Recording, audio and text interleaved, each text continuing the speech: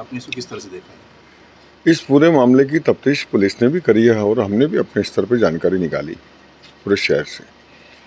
ये सिर्फ अफवाहों के माध्यम से और सोशल मीडिया पे कुछ भी कमेंट करने के माध्यम कारण ये सारी गलतफहमियाँ पैदा हुई और बिना किसी कारण के एक बात को तूल दे दिया गया और उस बच्ची की एक तरह से उस बच्ची को प्रताड़ित किया गया है। सारा घटनाक्रम इस दृष्टि से हो गया है, जबकि उसकी तह में जाना था कि वास्तव में कौन लोग थे, कहाँ थे, और बिना किसी एविडेंस के, बिना किसी तथ्य के कोई भी बात करना सोशल मीडिया के माध्यम से इस तरह की घटना, ये अच्छी बात नहीं है। निश्चित रूप से इन्वॉल्व होते तो पुलिस ने बहुत बारीकी से जांच करी उसमें, और ऐसे कोई एविडेंस नहीं है। अब जो लोग सोशल मीडिया के माध्यम से चर्चा कर रहे थे वो भी ये बताने में अक्षम है कि वो कहाँ से खबर लाए, वो भी अब नज़र बचा रहे हैं, वैसी स्थिति में आ गए। तो जब आपको कोई तथ्य पता नहीं है तो सोशल मीडिया पे भी इस तरह की क्यों लिखा जाए कि समाज में एक गलत धारणा बनती है, एक अफवाह फैलने की वजह से आक्रोश बढ़ता है, और ये सब सोशल मीडिया के माध्यम से। तथ्यात्मक बात को कोई देखने को तैयार नहीं है। अब जब तथ्य सामने आ गए, सबके ध्यान में आ गया ये बात कि वास्तव में और कोई नहीं था इन्वॉल्व इसमें। जब वो बच्ची स्वयं कह रही है कि सिर्फ एक व्यक्ति था, नाम बताया उसका, उसके परिवार ने नाम बताया, उसकी दादी ने नाम बताया, जब सबने एक ही नाम बताया तो फिर अकारण किसी निर्दोष को फंसाया भी नहीं जा सकता। आप किसी दोषी को इतनी गंभीर धारा में अगर किसी को अकारण किसी का नाम लिख दिया गया, भाई कोई एविडेंस हो, कोई तथ्य हो, कोई जानकारी हो तो निश्चित रूप से उसके खिलाफ कार्रवाई होना चाहिए। हम भी इस पक्ष में हैं।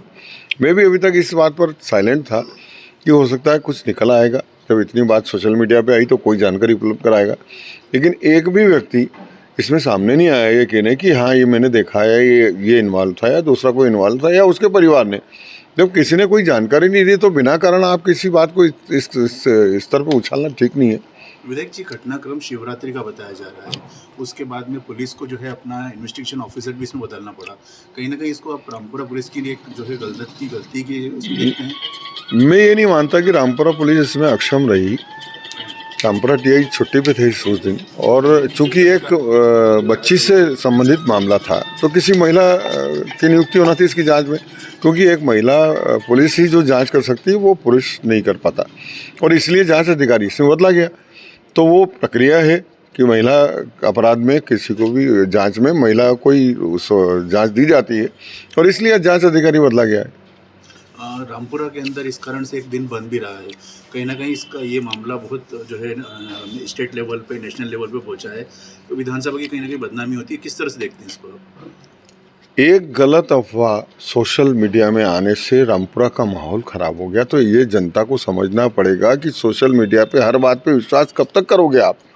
सिर्फ सोशल मीडिया कोई ऑथेंटिक न्यूज़ है क्या? आप भी खबरें देते हो तो तथ्य होते हैं तो आप तथ्य छाप देते हो, और तथ्य नहीं होते तो आप लिखते हो सूत्रों से और चेक करें, यही लिखते हो आप भी।